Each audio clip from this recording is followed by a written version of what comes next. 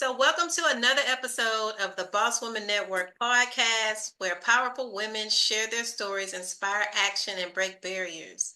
I am your host, Leilani, and today we have a truly dynamic guest joining us. I have Miss Ola. She's an interior designer. Previously, she was a chemical engineer and an Airbnb owner called the Snooze Lane. Okay, so let's talk about that. Let's talk about this multi-passionate empire that you have. So welcome, Ola. Thank you for having me. It's an honor to be here. I'm so glad you're here to join me today. So tell us about your background. What inspired you to pursue chemical engineering and then get into interior design?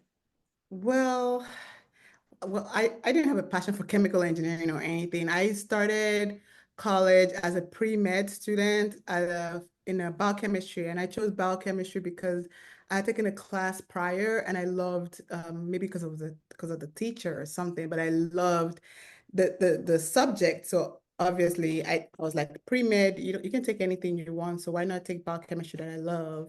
So while I was doing that course, I went over to visit my uncle for, I think it was like a weekend or something. And then it was like, okay, you're doing pre-med. What is your backup if medicine doesn't work? And I was like, medicine has to work. I have to be a doctor. So there's no backup. And then it was like, okay, I don't care what you do. Your backup is now engineering. Mm. So pick an engineering degree that you want. I don't care. So what I did was I was like, you know what is the closest engineering degree closest to biochemistry? And Mm. then I picked chemical engineering. I put zero thought into it. I just picked the course, and that's how I became a chemical, because I just wanted an easy transition. I was just following what the elders told me. I didn't have any plan or anything. I was young, so that's how I Understandable. got into So, biochemistry. so And you, I'm sorry, you chemical you didn't engineering. even like it. You got into it and realized you didn't even like it. Well, I loved the subject. I love the course. I love how what the skills it taught me, but I didn't like the people. I didn't like the culture. I don't say I didn't like my classmates, but I didn't like the culture. However, I love the course itself, because maybe in general, maybe I just love learning in hindsight. Maybe I just love learning. So I enjoyed that part of it. It was really challenging. Like I was like the only Um, black girl in the class, okay. usually always the only African American or a black person in if I go to any conferences or I go to any class or I do any gathering, I'm always the only black woman there. So that was challenging, but the course was okay. The course was nice, and I loved what it taught me. But the actual people and the culture is still mostly archaic, in the sense that it's still mostly white Uh, men. it made you I feel, started, yeah. it made you feel uncomfortable. Did you get treated differently or something? It made me feel so. I'm originally from Nigeria, and I came from a country, grew up in a country where everybody's black. Ah, Coming to a country where not everybody's black, now going to a degree where it's even predominantly skewed towards the white man. So that was strange. Maybe if I grew up in America, I would have had a different experience. But growing up in okay. Africa, it made me feel a little bit, I'm still adjusting. However, my company where I worked for, the only black, the only woman in the engineering team, the youngest. Oh, wow. Yeah. So when we're having a meeting, like the engineering meeting, I'm like the only of three things. Hmm. So that was weird. However, they were really nice. I Oh, know well, that's good. it's so tempting to like bash them, but they were really nice people. They were really nice. Though I got a lot of good mentors there. And I think my aha moment was when one of the engineers, I'll never forget his name, Mark Kessler, was telling me how proud he was to have worked in the company for 30 years. And he was like grinning and proud, and he loved what he was doing. And I realized that I didn't have that passion. And Ah, then when he said that, I was like, oh God, that sounds like prison. That sounds like a trap. I felt claustrophobia right there, right there. And that was when I was like, okay, maybe this is not for me. Because understand. I want to also be happy and proud that I've been here for 30 years. I do not want to be here for 30 years. That Mm. was like my okay, coming to Jesus moment, like you got to figure something out. So how did you get into interior designing? So when I met my now husband, we're dating, and then I think we got married right after college or right before college. I can't remember. Dates are blurred. Um, we were about to move into an apartment, and for the first time, I want because I guess it's my first home with my husband. I wanted to design it. I wanted to look nice. I wanted to be a home. I've Hmm. always lived in an apartment with like roommates, and I really didn't care about like the beauty. All I just care about is I just need to get out of college, like not get out, but like I need to study. All I care about was studying. I never cared about making it my home. However, when I first, got married and we're planning to move together, then I was like, oh God, I want to make this my home. I want to play wife. Oh, And I found myself like always on Instagram scrolling, looking at inspiration. And then I created an Instagram account, Gomes Design, initially to store my inspiration. I don't even know why I chose to store. I don't know why I thought about it as like a storing mechanism to store all my inspiration. So I'm posting what I want to do for my house. hmm. So I was posting other people's projects to That's see. like manifesting. Yeah, so that was what it was. Honestly, was just like, let me just post this and save it. So anytime I need to like do something in my living room, I'll go look at my feed and pick what I just. And that's how we started. So it's been like a hobby of mine since 2019. Well, I'm Hmm. sorry, 2015, Hmm. you know. So it's been like that. However, I never thought about ever doing it as a profession or anything. I just loved doing it for my own self. So when I was working as an engineer and I find myself yearning for creativity. I was looking for something to like a creative outlet because everything was analytical, everything was routine, everything was just coming to the office, deal with like the techs, deal with like the engineering team, deal with like the bureaucracy. I find myself wanting to like have a place to just um create. And for some reason, I was drawing on my desk, drawing art, like African art that I can put in my house, drawing things. And I was like, wow, I find myself drooling over and daydreaming over like designing. Oh, And wow. that's how. And then one time, my husband and I were at a friend's housewarming party or something. And then someone at the table was like, oh, we just got our house. And everybody was like, congratulations. And then my husband was like, she's an interior designer. Ah, First of that's all, I was like, how dare you? Like, I'm not an interior designer. Why just put me in the spot like that? But I had to like play along. I'm like, oh yeah. First I had to like play it down because I never he just proclaimed that I was an interior he designer. believed in you. He saw it. And then the lady hired me, So she was she was just glad to find someone because she was like, I don't know anything about this. And I was just glad to find someone new. However, I don't know if it's an imposter syndrome. I had this thing whereby I'm like, I'm not interior designing. I didn't go to school for this. Never Mm, done one before. I've only done my house. Um, I can't charge you. So I didn't charge her. wow. But however, she did eventually pay me because she saw the hard work I did and she gave me some money. But Oh, that's that was my sweet. first ever client in 2019. I never forget. It was really 2019, that nice. And we wasn't that. became friends. You say what? That was what, 6 years ago? Yeah, that's not that long ago. Hmm. Yeah, that And was my you've been first doing client it ever in since. 2019. That's Yeah. that's Hmm. good. So were you nervous on that first try? I mean, how did she love Yes. it so much? I was very nervous. She didn't have the budget for it, but she just needed guidance. And I was really nervous. Prior to that, I've been watching a lot of YouTube videos. I've been doing my own home. I actually created a YouTube video of me. I think, no, I haven't created. It was after. I haven't created any YouTube videos, but I was like always on HGTV. I was always watching YouTube videos. I just watched it for fun. So I do have like years of knowledge by that time, like 3 years of like interior Right. design, but that's for my own personal thing. So it was just different. So just giving her my own thoughts was really, for some reason, was really helpful for her because she had zero Awesome. clue. Uh, Yeah, like how you have to have the correct size of area rug, how you have to do this, how you have to match colors. She didn't know any of that. So that made me realize that I'm too close to home to understand that. Some people don't know half of what I know, hmm. You But studied, you put the work in.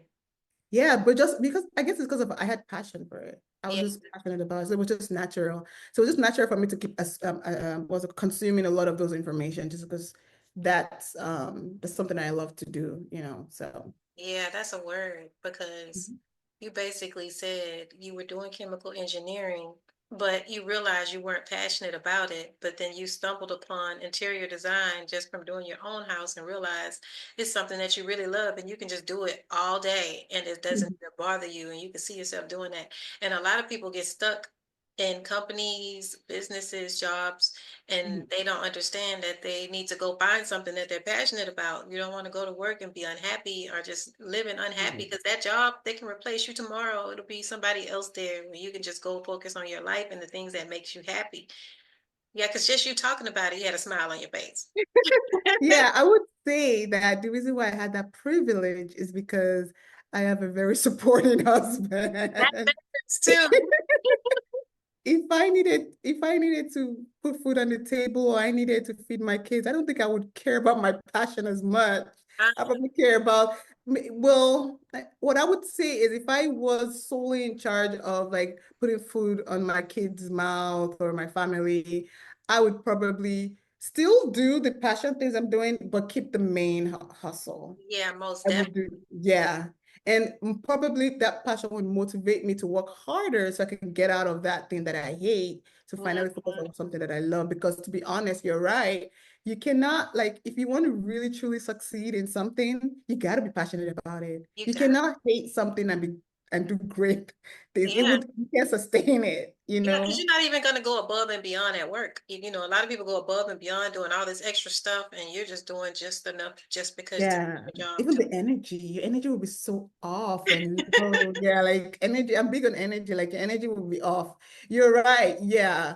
But I would Mhm. say thanks to the fact that I have a supporting spouse that was like, you can do this, you can do this. I have the privilege, Yeah, that still have the definitely. privilege for that because I just sometimes if I need to put money like put food in my kids, I have to worry about that all the time. That pressure alone cannot even make me like even though that's the time I actually need that creative outlet the most, the irony of it. Like that's when you need to like vent. That's when you need to Yeah, like do something you love more, especially when you're stressed. yeah, But we don't really do it because we're so stressed. Like, where's my next meal? How am I going to pay rent? yeah, That pressure, you can't even like, but that's when you actually need to distress them to do more yeah. for them. You use your passion to diffuse that stress because it works. Yeah, but then we don't do it. Yeah, they because people don't understand that even if they just did that, the thing that they were passionate about, it would relieve some of that stress because you'll be Exactly. happier doing that, and eventually it'll take over from going to that other job and become your Hmm. full time. And As it can also help you like do better at the other job because now you're like, I'm just gonna suck it up and do this and Mhm. then go back at night to do what I love. And then you can feed energy off of Yeah, that yeah, too. Yeah. So you're right. You should definitely tap into your passion. yeah, Don't just let it go because you gotta eat. yeah. Find extra time to do it. You got to find that time. So, Yeah. what is your approach to transforming a space once you walk into a house? What is your approach to it? So I have I don't know if this is contrarian, but I have a thing whereby I do not lift a finger and buy anything until everything is designed to the Really? T. Yeah, I don't when I designed my Airbnbs, because I designed 6 Airbnbs at once. In originally it was supposed to be completed in 4 weeks. I did it in 6 weeks. Hmm. 6 units in 6 weeks. I did not lift a finger to buy anything until it was completely designed on my software, everything to the T. So that's the first approach. I do all this because it makes the process much more easier when you have the design. So when I'm walking into the store or I'm searching online, I know the shape of chair I'm looking for. I know the size of chair I'm looking for. I know the color.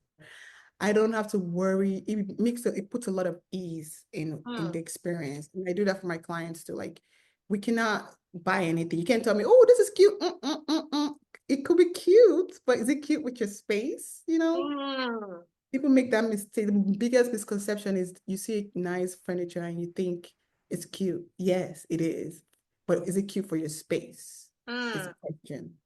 So sometimes people, whenever I do polls on my Instagram, people are always like, oh, choose this, choose. They always put the cutest one, and nobody, not a lot of people like, okay, so give me more context. Like, where is this going? What's this? What's this? Before I can decide. So a lot of us do that. A lot of regular, everybody just does that. Like, oh, this is a cute chair. I should buy it. Oh, this is a cute. When you bring a lot of cute things together, they don't talk to each Right. other. They just all over the place. That makes sense. So you Mhm. actually, a two-story, five-bedroom house, you actually design every room and make sure you have everything picked out how you want it to be before you start purchasing. Yes. So in my Wow. pro yeah, in my process, when I have a client in, so the first week, so I usually try to strive for a 4 week process. The first week is we first of all I see you for a consultation, right? And when I see you for consultation, you tell me what you want, what you need, what's your style. The first week is me developing some kind of like I call it like a vibe check, like a mood inspirational. So I give you a bunch of inspirational photos. Tell me what you like. Tell me what's your aesthetics. You like this color. So in that first week, we have a meeting. We decide on the color, what color combination we're gonna go on. We decide on the layout. Layout is very important. Where do you want the chair facing? Where do you want the TV? Where do you want the bed facing? Where do you want the desk? We decide on that. We decide on the layout. And then next week, I present you the designs. And I mean, everything till the candle that we're going to use to style, till the flower, every detail, to your throw pillow, every detail is presented to you. And then you Wow. can start purchasing 2 weeks after. And are But I you, don't know, whenever I design with like friends and families and they were like, oh, let's go shopping, I get panic. Like I can't design like that. I can't decide on this chair if I don't know what the whole space is like, you know. mm, It's difficult to retro design. You give me a chair and say you have to design. Now it's harder for me to design because I have this chair. Now I have to find what fits to match the chair. You know, it's harder for me and it's extra work to go find that I need a skinny chair because I have a sofa that's like this, a red sofa. Now I got to find the chair that matches a red sofa. Having a red sofa, I can't even use nude. I can't use blue. I mm, can't like I don't have an option. So you always want to start with the most difficult and most expensive item and mm. then they design around it. So that's how I look at it. That's why I need to design once before I start buying anything. Wow. Are Yeah. you actually drawing these designs? Are you? Yes. So I usually use start with pencil and paper and draw like my layout. So I have this paper that I use, my favorite. I don't know if you can see it, every Mm, box is a feet. wow. 15 feet, every box of fruits. Oh my God, my English. It was a 15 feet wide room. I draw a line over 15 and then Mm, so that way I can help with my scaling. So once I draw, I think I was doing it for a friend of mine. This is one I did for my friend of mine last night. So we're okay. going to put the table. So we're deciding. So this is like a 11 by 15 unit. So we're deciding where we're going to place it around. Once I'm done with this, we pick a hero photo. So a hero photo is like one picture that you like so much that this is the vibe you're going for from your unit. It could be Mm, anything that you found on Pinterest or Instagram. This is the vibe I'm going for. And then we dissect, why do you like this? Maybe because of the wood tone. Okay, we have to have wood tone in your design. Because of the color. Okay, maybe we'll pick this color. Or it could just be, I just like the vibe that is given, the comfort. Like you just want to go into that room and just sleep. I want that vibe. Okay, that means then I tell you the elements that's in there. I'm like, okay, the reason why you like it is because of the curtains, the soft, the pillows, you know. Now you can say, okay, I like that vibe, but let's choose your colors. That we choose the kind of colors that you want, you know. But we need a hero photo, like an inspo to go off of. Your item will come out, your room will come out looking different. However, is the emotional feeling you're trying to get is why I always start with a hero photo. It could be that you hate that sofa in that hero photo, but you just like the vibe. Look at the sofa you like, mm. you know. Oh, wow. Yeah. So that's how I always people I don't start from a blank canvas. It's harder to build up like that. You know, you have to have something. Everybody has some inspo. And Mm. sometimes I might not even have the inspo in one photo. I have it in my head. I could just like picture it for you and find elements of different photos that show you, okay, this is the vibe I'm going for, plus this, and I'll put it together. Oh, okay. Kind of like a mood board. Yeah. Do you First. Go ahead. How do you feel about AI? Because they're like, do you feel like that's going to cut out some of your business because they're creating these apps now to where you can design your room and they put all this stuff in there and then you can go out there and buy it? I used to think that that was going to be the case until I started using AI and I realized there's a lot of gaps Oh, okay. Okay. in the, sometimes it comes out warbly. Like, so another thing is, I don't know if the AI can help you source the furniture.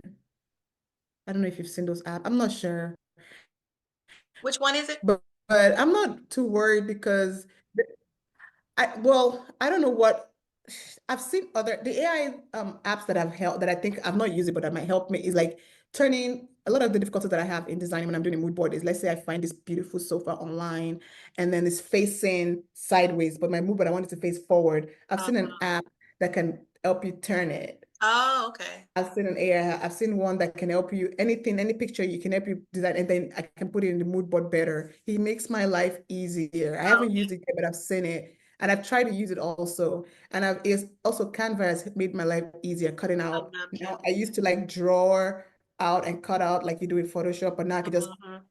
pick up the sofa in the middle of a lot of busy and remove the background. It's made Yeah. a lot of my life easier. However, I don't know from the aspect of someone needing interior design services and using AI. I honestly can't talk about that because I don't know, but I don't know anybody have used it. I don't know if it's good, but my experience with AI in general has been you still need a human to Mm. direct. You Oh, still need that's to put the right prompt in. So if I tell AI, can you write a caption for me for Instagram? Telling to express how sorry I am about something that I did.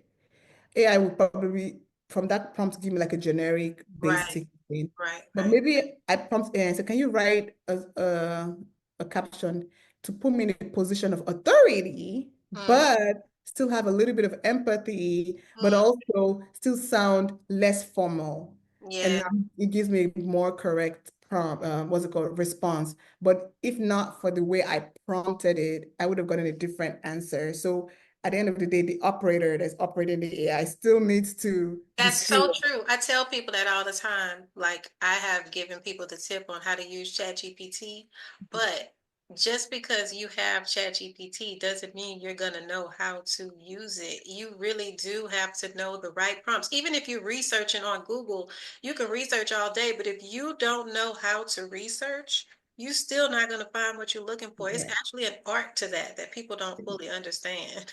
It's an art. No, you're right. The right words to say, the right things to ask AI, because it might bring in completely something off.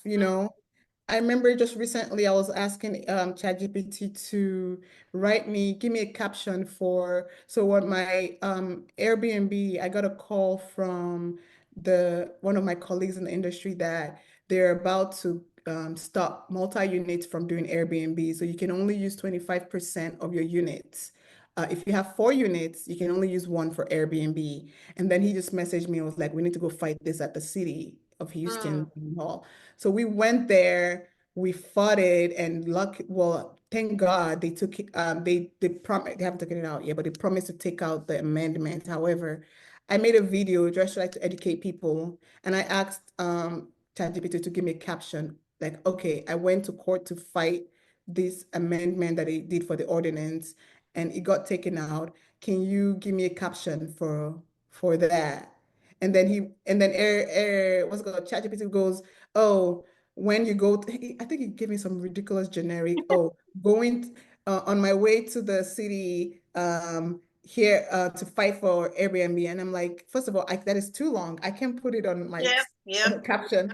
I told him, can you give me something short, concise, and playful, and not an information, and put me in a position of relatability. I don't want the authority. I want relatability, can you, and then it gave me the correct ones. And I go, okay, I like this one that you gave me. Can you give me more to position me in a less, what's it called, aggressive way, like I'm fighting the city, more of like, and then he gave me another option. And that's how I honed it and I got the correct one. If I didn't prompt it well, I could have used the boring generic one that says, oh, on my way to the city to talk about regulations. So the prompt is important. It is important. I actually saw your Instagram post about that. I was like, look at her fighting. She's fighting for her rights over there. I was gonna ask you about that on here because I was like, I saw what you were saying, but I still didn't fully understand it. Well, so can you just break it down for me in a little bit more? Because I still don't Okay. understand what was So going I do, for people that don't know, I own a company called Snooze Lane, and we have a 7 unit, six two-bedroom homes, newly built homes, and one bedroom, full two and a half, two-bedroom, two bath, everything. And it's like more of in the luxury side of things, and they're large and everything. And I operate that. I've been operating for a while now. And city of Houston has never had like a regulation for short-term rentals. You could do whatever you want. However, all other cities have had that. So well, maybe not recently, but for a while now, a lot of bad actors, a lot of people operating like a party house, or a lot of slum lords that became Airbnb operators, on. they started having all these guests come in and book their place for a party and have a party house, or some of them have like sex traffickers coming and Oh my, using their place to, yeah, because Houston is the mecca for sex trafficking. yeah. This is human trafficking, I'm sorry, not sex, human trafficking. So they will use Airbnbs as like their house and, do all of that. And a lot of neighbors have been complaining. Some Mm, people are living next to Airbnbs that you have people trucking in your driveway at 1 a.m. screaming, gunshots. So a lot of complaints have been there. So they've been complaining to the city. And so the city is trying to find a way to tackle that. Bear in mind that these activities going on are illegal. However, for some reason, the HPD, I heard, this is something I heard from one of the complainers, is that HPD says it's not a priority in responding because it's a civil matter, mm, or it's a civil matter. They should figure it out or something like that. So they don't put priority on it. So like these homeowners feel helpless, and they're like, you know what? The problem is Airbnb. We need to cancel Airbnb uh, and stuff like that. So that was what they're pushing for. So the city was like, okay, we're going to regulate a way to have to register all Airbnb operators, and we can find out who are the bad actors and persecute or reprimand them or something, or kick them out of the platform. So they created this ordinance of how to apply for the license, and they had a lot of restriction. Like you have to have noise monitor, you have to have uh tax, you got to pay some extra taxes, you got to have insurance, you got to have a lot of things that honestly will kick everybody out of their business. mm, But to their own fair, to their own defend, they don't know anything about Airbnb. This is just something they just everybody's just trying to figure it out. So right. we had to push back as Airbnb operators and say, okay, this is going to kill my business. If you're telling me you require me to have this expensive item every time, and then you require me to be on the property within 1 hour of a complaint, a noise complaint, and then you require, if you require, I'm going to be out of business. Like there's no way I can sustain my business like this. So we've been going there for a year right now, battling and discussing every item and say, can we take this off? You're asking us to prove that we pay taxes. Airbnb pay taxes for us. Mm, You know how hard it is to ask Airbnb to give me proof that you paid my taxes. Airbnb right. already remits the taxes, Mm, the occupancy tax. So that's going to be hard for us to get that to comply with your requirements. Or you're asking us to have insurance. Airbnb is providing $1 million coverage for us. How am I supposed to go ask Airbnb to show? So all these things we're telling them. And then on this fateful day on Wednesday, they it was a curveball, pretty much what it is. They mm, just random. We've been talking about the same items also, and they just randomly put an amendment and say, "Oh, right now multi-units can only have 25% of the units operated as Airbnb." So it was like a big major curveball. Like this has never been in the topic. Well, where is this coming from? 25% of the unit. 25%. So if you have 4 units, only one can be an Airbnb. Oh, okay. I get it now. Yeah, so I have 7, so that's 1.8. I think 7 is 1.8. I don't know my Are they math. all in one building? Yeah, well, there are multiple duplexes in the same community, in the gated community. Oh, okay. Got you. So that means I can only operate, if they round down, I can only operate 1. If they round up, I can operate 2. And Mm, I'm adding 2 more units. So pretty much I can only do 2 out of like the the 9 that I have, so that I'm going to have. So I'm here to that day. I was struggling. I was like, I'm so behind. I'm a mom of two, I'm a wife. I'm so behind on my target for getting my two new units into the market. I'm struggling, beating myself up and going, oh, you should. And then I get this text. So everything just came into perspective. Like, you're going from, oh, like my expansion is being slow to you might lose your business. that's horrible. But thank Yeah. God they're working it out. Yeah. So we went to that's I didn't know how important. I used to think, I mean, from where I grew up, I always think that your voice didn't matter, or your voice. I'm always on that belief that there's no use, these people are too powerful, they'll do whatever they That's want. how I think. So That's if what I thought yeah, too. But then I remember Airbnb calling us at one of the meeting and telling us that no, your voice do matter. And they gave us examples of cases in Dallas where someone had said, you can't require me to put insurance. I like feeding my guests. I like giving my guests basket of fruits. I like giving them, if you start requiring me to have some kind of insurance or take that away, this is my retirement. This is my joy. Don't right. put that restriction. And the city of Dallas or something took it out of Oh of wow. the Okay. requirement. So Okay. just from that testimony, so they gave us that example, and I was like, oh, really? Okay, I'll give it a try. So that speech made me, voice out my opinion. And to be honest, they have taken a lot of those things out that is really stressful and unrealistic, out. So that was the mindset I was coming, like maybe they would listen to us. I don't care. Let me go down trying. That's what I That's said. good. It was a group of you or just you went down there and It did it? was me and like four other of us. Oh wow. So it was like, let me just go down. I'm gonna go down trying. But as I was driving to the city hall, I was thinking about my life, like what's my plan B? I put that, okay, worst case scenario, this goes through.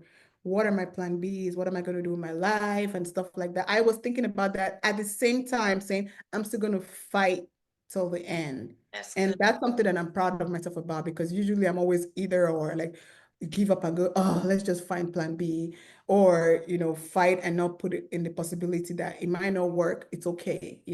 So having those two thoughts in my head at the same time, something that I was like, oh, I didn't know I was capable of holding those two schools. But it's okay if it doesn't work out, you've survived, and don't give up, keep trying. So That's inspiring.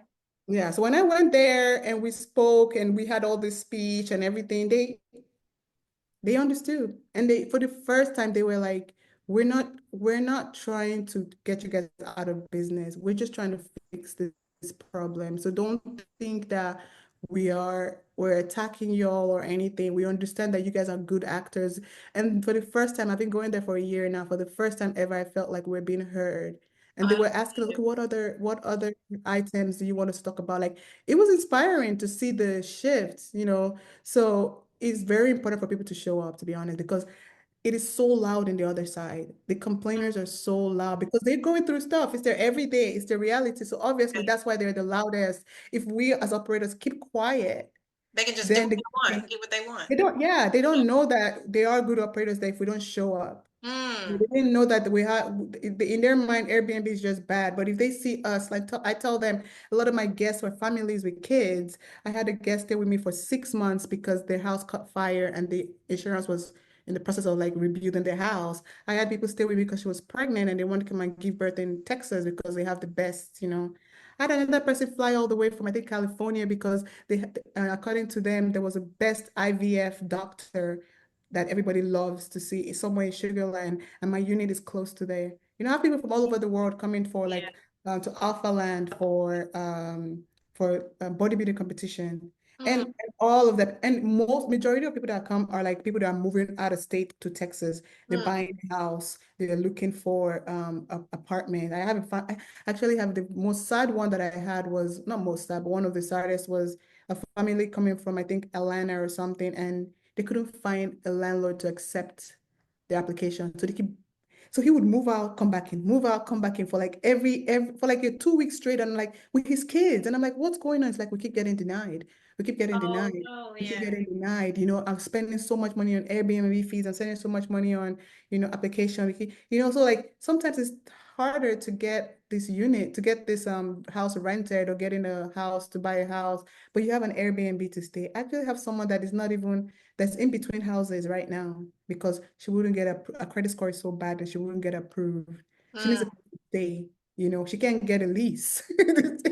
She can't yeah, stay in a hotel. So when we don't tell them this story, they don't know the other side of things. So it's right. always very important to show up.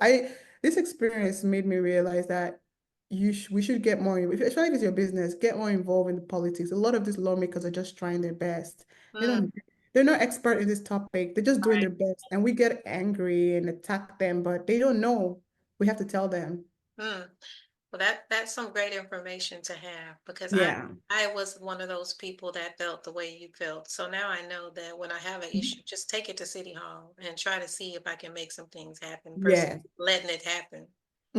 And I think they have their meeting every Tuesday at, I want to say 1 or 2 p.m. Mm, So you put your name there and then you come out and then you speak. So when we went on Tuesday to talk, there were other topics. It wasn't just Airbnb. So when I was done with our topic, another topic was talking about like a driveway or something. hmm Yeah, but So for the people, go to City Hall if you have any Mhm. problems in your subdivision or in your community, your voice is heard, basically. Basically, I'm shocked too. They hear you, they listen. So they're just people like us too. They're trying to do their best. So Okay. So let's mhm, go ahead and move on to my next question. So for somebody that want to start an Airbnb, mhm. are you buying the houses up front or are you working out deals with the owners? So I'm doing something called the arbitrage. So where I lease this homes and then I rent it on Airbnb, VRB, or anything. There are three models for Airbnbs. There's the regular, like you just being an owner and you Airbnb your property. There's a rental arbitrage where you rent the property, pay your landlord a fixed amount of money, and then you take the difference. That's why it's called the arbitrage. And then the last model is the co-hosting, where you manage for the owners, whereby you guys have a percentage split. And the Mm. split is between like 10 to 25%. Oh, like a But then property it's split, manager. yeah. So obviously the risk starts from there. The biggest risk is you own the house, but also the biggest reward because you own the house. Not only do you get your Airbnb income, you also get the benefits from the depreciation of the house and the Hmm. appreciation of the house. But then you have the risk of paying your down payment or buying the property and then furnishing it. Right, right. Now, the next one after that is the rental arbitrage, and that's the one I do. Also risky in the sense that you have to deliver this rent every month. If you lose a month whereby you lose money, and you have to bring money from your pocket to pay your rent or you're pretty much defaulted on your contract. That's one risk. Another risk is you have to pay for the furnishing. The furnishing Mm, is, like making it look nice, which could be expensive. yeah. The one with the least risk is where you can start making money the next day is co-hosting. Mm, You find an owner that's an Airbnb. You might also help them set up their Airbnb if you're an interior designer, you have a good eye and get paid for the setting up. They pay for the furnishing and then you help them manage for a percentage. So like you don't have any dime in, well, you have dime. You pay for like you pay for the property management software, you pay for all those other things like the little subscription and stuff. But that's nothing, compared to furnishing a whole right. apartment. Because that's So you expensive. can yeah, yeah. So you can co-host, like they furnish everything, set it up, and then you take a percentage of it. So the better you do, the more money you make and the more money they make. If there's a loss and a downturn, you all both share the risk. And Mm, it's one of the ones that is the most scalable. Co-hosting is very scalable because you can go from 10 units to 20 units to 80 because all you have to just do is just expand your team and add to the software and just you're not using huge capital to buy furniture. You're not right. setting up anything. You just So you're saying as a co-host, if the property didn't rent that month, you both will pay the rent. As a co-host, if it doesn't rent that much, the split is the split. If I make $2,000 this month and I was projected to make 3,000 and our split is 20%, I take my 400, I give the landlord or the host, I give the owner 1,600. If we make 4,000 the next month, I take my 800 and give the landlord the rest, the 3,200. So we're splitting it, so it's a kind of like a win-win for everybody.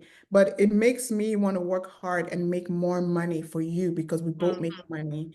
So Oh, it's that's a good. better, yeah, there are some cons to that. Like you can't control, but some people have bypassed that. But you can't control the kind of design. Sometimes somebody comes and give you like a ruggedy old property, or someone comes and their neighborhood is not good. It's up to you to either choose that as add that to your listing. If you have a brand, for instance, I have a brand, it's going to be very hard for me to pick any landlord and co-host for them because the way they design, unless they're like open and say, okay, take this money and design for me, and then that Mhm. will make sense. And I do have colleagues that have 18 properties and they are that's their rule. If you want to work with them, they have to be the one to design your space. They have to be the one, they have a standard they meet because they have a brand. There is a company that sold for millions of dollars that owned 200 doors, 200 listings, and their model was the co-hosting model. She had the systems in place and she had multiple listings and a brand and ended up selling the business for millions of dollars. So Wow. yeah, and there's a guy called Sean, I forgot his last name, but his name on YouTube is called Airbnb Automated. He had, I think, at one point had like 250 doors. Everything was rental Wow. arbitrage. No, he was rental arbitrage. I don't know how he does it. That's expensive. You got to pay rent on all those properties, and then if some of them don't rent, And then he also was the one that furnishes them. wow. I don't know what he did, but he's man. I don't know how he did it. I don't know if he has 250 now. He's probably lower now because of the Hmm. pandemic and everything. But Hmm. at one point he had 250. He would go to an apartment complex that's sitting empty and do a master lease. He would struck Wow. deals of like, give me 2 months free, give me 3 months free. And that money is what he used to furnish the property. And I don't know how he gets those furniture cheap, but he does. So there Hmm. are people that have different models and they're big in their own way. There's Sonder. I don't know how Sonder does. Sonder is like a big company too that does short-term rental too, and they have a very nice standard and everything. They have their own model. There's another one that just started called Wonder Stays, I think it's called Wonder. Also, Hmm. that was like luxury, ultra luxury. They have their own, everybody have their own model. So my model is arbitrage. You can scale, but probably a little bit slower and capital intensive. But Hmm. the co-hosting is It's where it's fast. Fast, yeah. Now the margins are so low. It might take a while to find some deals or some good properties, but it's there. Hmm. How do Mhm. you make your property stand out to where, because there's so many Airbnbs out there. How do you market yourself, your I property? tell people this all the time. I'm not going to gatekeep here. I'm just telling you the secret. The secret is two things: customer service and design. That's Mm. nail those two things, you stand out. Mm. Trust me. If Customer you're, service and design. you will be shocked. People are not nice. Oh.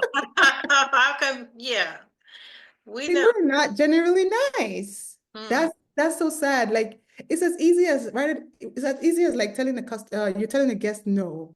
And there's a way you say the no that they will feel like, you know what, I understand. Thank you, It's as easy as picking up the phone and telling the customer that I apologize for the inconvenience. Like those little things matter. Imagine I had a guest come in one time and it's our third time. I was like, hey, my my unit that I'm in doesn't have blackout. There's a light, there's it doesn't have blackout curtain. There's light outside of my window. My baby can't sleep.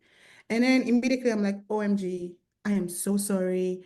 I didn't know this, blah blah blah. I'll first thing tomorrow, or if you want it tonight, but Home Depot is closed. I will get blackout shades for you in the meantime while I go figure out a permanent solution like curtains for you. Hmm. And then the next day, for some reason, I was lucky. I could overnight curtains from Amazon. Oh, wow. Overnight curtains from Amazon. The next day, I was there fixing it myself for her. And then when I do things like that, it costs me, let's say, $30 or something to buy the curtains. And just that alone, it's not only did I solve her problem, I made her feel special. I made her feel heard. And and I went there, she was like, oh, she put her baby in the closet because that was the only way we could sleep because it was dark, you Hmm. know. And then texted me this long message of how, she can't believe I did that. Thank you so much and everything. I'm not saying go as extreme as that, but that alone will set you just imagine the review she's going to write. Customer Her, service is everything. That's yeah, any business for sure. her review is not going to be, oh, nice place. Her review is going to be a long message. Yeah. One of the longest review I got was from a lady that I didn't even think she was going to give me that review. I'm not even gonna lie, the lady stressed me a lot, but also he asked for everything. Can we get extra this? Can we get extra this? Can we get? I kept giving her all the extra, even though I was like boiling. I was still doing it. And she called, and then I went to her. She was like, "I'm so sorry. My sister was like, why you keep bugging this lady?" I'm like, I drive 1 hour, give her everything. The icing on the cake was when she left. She forgot her insulin in the fridge, Oh no. and she needed the insulin to pretty much survive. And then I had to drive from where I was with my kid, pick up the insulin, go ship it to her. She was in Disney World, did all of that. And I was like, whoo, I don't want this lady, you know. Yeah. Man, her review was long. Wow. She didn't even mention any of those hard work. It was that insulin situation that made her, you know. But I'm not saying anybody should go that far. But Mm. sometimes my Sometimes rule you of have to. But sometimes my rule of thumb, if there's any bad news, pick up the phone. Mm. Always pick up the phone for bad news. If you have to tell the guest that I'm sorry, we can't extend your stay because we have another guest. It's none of your problem. It's out of your control. I can't do anything about it. I don't text and say I'm sorry. I call and say, man, I'm so sorry, man. Someone already booked the space. Oh man, what are we gonna do now? I'm so sorry, about this. I really understand that. Like sometimes they just want to hear you and vent and you be like, oh, I'm so sorry. They Yeah. remember how you make them feel, not what you said. But if I had gone, oh, too late, someone already booked, that's your problem. Oh, Well, yeah, that would be horrible. yeah. So and sometimes just don't say words like no, no, you can. Yeah, like say words like, oh, unfortunately, we can't do that. Stuff like that. That sets you apart a lot. And you get really, and also they forgive you easily. Like if things are not up to par. Like I remember a guest was waiting for me. My phone was off. That was when I knew I needed an assistant. Mm. My phone just turned off for one reason or the other. And she was at the gate she was at the unit trying to enter and the code wasn't working, but she couldn't reach me for 45 minutes. Ooh. She was outside for 45 minutes. She called Airbnb, they couldn't reach me. When they reached me, I was like, OMG, I'm so sorry. I feel so bad. I called her, I apologized. I went over there the next day with I didn't need to do that. I think I came in with like a I'm sorry, thank you card or something. And the next day she asked for extra coffee. I bought the coffee for her. My point is that was really, really bad. I deserve to have a bad review for that, but she didn't give me a bad review because of how I handled it. Oh, that's good. Yeah. So I didn't that's just go, yeah, I didn't make an excuse. I said my phone died, my phone is broken. Who cares? Your phone was broken. That's none of her business. She was outside for 45 minutes. She yeah. just traveled and she's tired and she's an old lady and she was outside for 45 minutes. That's all that matter. I didn't lead with that. I didn't tell her how my day was. I didn't tell her how bad I had a day. I just told her I was sorry and I showed that I was sorry and I got a good review. It's Oh, just that's good. it's just how you react. I'm generally a nice person. So I think that just made it easier for me. If you're not generally that kind of person, it might be a little bit harder. Then maybe put someone else in that position. That makes sense. Another question. Somebody that want to start an Airbnb arbitrage business, Mhm. how do they pitch that to the landlords? Or do you have to have certain credentials that they're looking at? You don't have to have any credentials. I think the first thing you need to do is find a realtor, find a good realtor. It's going to be hard to tell a realtor a lot of realtors don't want to do like, are you a realtor? So you know you're a broker. They Yeah. don't like to do the small deals and everything. But if you find one, you I'm don't do rentals, right? trying not to do rentals. I will for family members and things like that, but But yeah, but yeah, not because it's a because it's lot a and lot of it's running not. around. Mhm.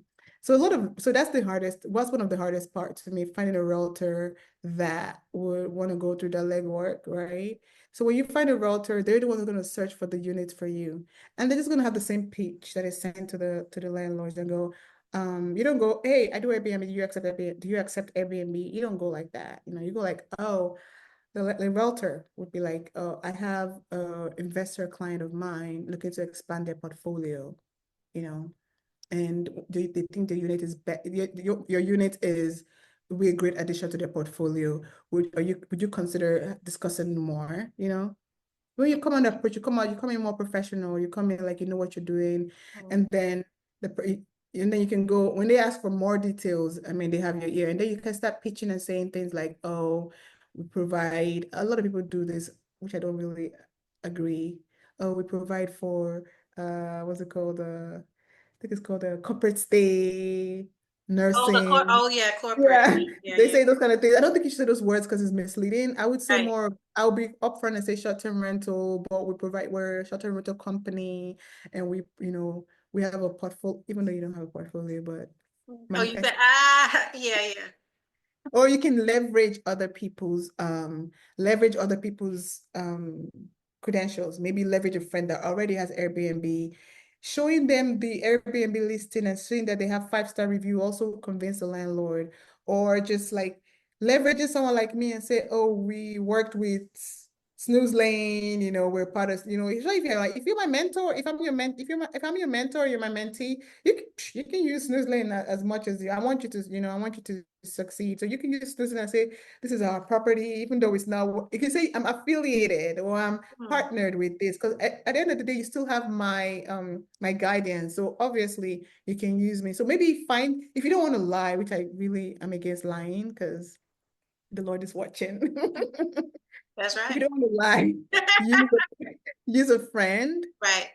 If you don't have a friend, DM someone on Instagram, connect with them, do like a coffee date or not work for them for free, which I strongly advise towards that because you get more value actually working for someone. You're trying to get to where this person is. If you work for them for free, you give them free service, you learn from them. It's much more, if anything, you have the upper hand because you're learning so much about their business and all they just get is label they could get somewhere else. Hmm. So if you don't have a friend that does Airbnb, make friends, go out there and DM someone. A lot of us, like us business owners, aren't we're always happy to give back. DM Hmm. someone and tell them, oh, I want to learn from you. What can I do? Offer something. Go do a little bit of research. Offer if he says this is always like tired and everything, or is complaining about something on their social media. It's like, how about I help you with your social media? How about I join you and help you shoot your content? Or I can help you do some cleaning sometimes, or I can come along and help you set up one of the first mentors that I have, I saw her one day. She had paint on her hand. I was like, "Oh, look at this! You're like a boss woman. You have paint on your hand. What are you painting?" I was like, "Oh, I'm painting my Airbnb." And I said, "Can I join you?" I just met her that day. I joined her. We went to her unit, and I was helping her paint her Oh, floors. wow, yeah. But in return, she taught me a lot. And when I got my first property, she was this lady, white lady in her 50s, climbed it because we're not allowed to, when you're trying to like bid on the property, you're not allowed to go in. She climbed onto the fence, went into the property, took her phone and videoed for me and told me it's a good property. Buy it. This is this is some and when she traveled to Spain, she made me co-host and host for her unit. And that's how I learned the ins and out Ah. um, of Airbnb because I was there for her when she was setting up. So she made me co-host and I saw the in and out. If not for her, I wouldn't have had this edge over a lot of my competitors because I learned from one of the best. But I learned because I helped her clean up. I helped her clean her Airbnb. I helped her set up. I helped her with a lot of things. I provided value, and in return, she loved coaching me. She loved giving me and being my mentor. I love It's just a lot of people don't want to go through that. So I would do that. It's very important to have a network of people like that and support. mm. Find someone like that because if I was going to go pitch to my first landlord, I could easily say I'm affiliated with Jennifer because Jennifer has 5 properties. I could easily say, and Jennifer would know my job. Like, "Well, yeah, fine. Hell, I'll pitch for you. So that's the thing. But if you cannot do anything, then you probably have to lie and deal with God after. So, what kind of budget would someone need to get started? Oh man. For for a 1 bedroom to be realistic, I would say $6,000 to $10,000. Wow. The reason why I say that is the landlord would take a first month rent and take the security deposit. If the unit is like 2K already, that's already 4K. Right, right. And then you're gonna furnish the property. You don't want to just do secondhand. you can furnish for less, but it will take you more time. Like Hmm. a Facebook Marketplace and pitching and patching, and then you're losing money on the rent you already paid. You're better off buy them new, get it out of the way and put it on Airbnb ASAP. Mm. Yeah, so I would say 10K. Wow. And does location matter? I used to be in the notion that no, but based on what I've seen my colleagues in the loop in the downtown area, it's so competitive over there. Mm. And I've been asking around what their occupancy rate is, and is kind of in the 50s, in the low 50s. I don't know if because they don't have the same strategy that I have, but it is so competitive down there. So I'm still on the fence on that one because I still think there's always room for the best. Mm. There's always room for the best. Anybody can come and be the best and snatch the market. S- So, I if it's competitive, it shouldn't stop you from doing it. Go do it and just be the best. That's And just just it. be the best. Well, you have given out some really, really great tips. We are running out of time, so we're going to go ahead and get out of here. So, how would somebody be able to reach you if they wanted to work with you, learn from Airbnb, or even come in and be a mentee to you, um, Well, or hire you to do their interior design? okay. So disclaimer, I don't take on any more clients for interior design anymore because yeah, I strictly do my properties now because Mm. yeah, I do have lovely colleagues that I refer to, and they're awesome. Shout out to Lux by LS. She's really good. She's passionate and everything. She used to be a nurse, and she's done multiple transitions. You should have her on here. Actually, she's transitioned from a nurse to another industry and now interior design, and she's doing great. So most of my clients I refer to her. Lux by LS. You can put her on Instagram. The next one that I do, if you want to reach out to me for mentorship, for Airbnb, or just question answer, you can go to my Instagram. I'm very active there. It's at Ola Giwa. Mm. Just DM me or I don't know, text. My number is there, email, and reach out to me. I love talking, as you can tell. So let's Okay. have coffee. Come over to my Airbnb. I'm actually at my Airbnb right now. This is one of the units. Oh, In the cool. beginning, there was a lot of noise because my cleaners are cleaning. So, Oh, okay. That's yeah. so cool. Well, I may become one of your mentees because I was definitely thinking about getting into Airbnb, at least Oh, starting you'll be with one perfect. property. Since I'm already a realtor, I can kind of Yeah, that's what I was like saying. You'll be perfect. so, Yeah. so yeah, so definitely I'm thinking about it. So and then I would love to be because when I got my real estate license, that's pretty much what I did with the broker when I first got in. I just Mhm. went with her to all her properties, helped her with everything, that she was doing so I can kind of learn the ropes. Because when you get your real estate license, you're just kind of thrown out there. You can get training, Mhm. but it's not really hands-on training. You Mhm. have to find a good broker that's willing to really hold your hand and walk you through the steps, and not everybody's willing to do that much. Yeah. So, and I it think. sounds like that's some of the help that you give is for, well, that you received with your Mhm. Airbnb mentor. Yeah, So mentor. I think that Yeah, is the yeah, I'm best ready. type of mentors. So I would love to get into that. Yeah, I'll no, budget for it. So I'm like, okay, I might need to go ahead and oh, seriously. I have mentored a lot of people with interior design, with Airbnb. I don't gatekeep at all because I think the sky is the limit. Like yeah, there's enough space for everybody. I yeah, don't see you as a competition. I see you as a colleague, and I feel like yeah. when we work I mean, we together. have that would be I don't like when people want to gatekeep and want to hold somebody else back when you have the knowledge, especially I mean the city is huge. We have millions and millions and millions of people, and it takes an hour to drive just another part of Houston. So you're way out in, I don't know where your properties are, but are there South, like close to Stafford. So it's yeah. like, yeah, Southwest. Yeah, so But I mean, think about it this way. A lot of people don't have the abundance mindset, and that's the issue here. But think about it this way. If I have my night this weekend booked and someone reached out to me, I want to book, I can easily just say, here's my colleague. She has an opening, you know. yeah, You're not vice a competition. versa. Yeah. Mm, Another thing could be because we're colleagues and we talk to each other, we can raise our prices and make mm, more money. And said, you know what, let's make a pact. Let's raise our price. Don't let's take a standard and tell each other, you know, let's raise our price. And then we make more money whereby there's no other person around there trying to like, because if you lower your price, I have to lower my price. I have to lower, and then we're doing a race to the bottom, you know. right, That's right, why right. I believe in collaborate. So something with interior design. I A lot of definitely people, believe in collaboration. yeah, interior That's what design, it's same all thing. I have a about. lot of colleagues like that too, that we talk to each other, we transfer, you know, we're not competitors, we're colleagues. You know, if Yeah, my client, I'm one person, I can't do all the interior design. yeah, and do it all. And that's how it's supposed to be, but everybody don't have that mindset, and that's part of the reason why I started the Boss Women Network, I so love that that. I can connect women with other women that do have that mindset, because we all need connections. We can't do it Yeah, all by ourselves, and sharing knowledge and helping the next person, even if they're just on the podcast or yeah. somebody reaches out to you or anybody, any guest, to get information. No, So, seriously, I love this. You're doing great work, seriously, thank Leilani. I love it. you. And that's how we met too, just because you reaching out and saying you want to be around women, let's do, you Yeah, know, things let's like this connect. together. No, seriously, you're doing great work.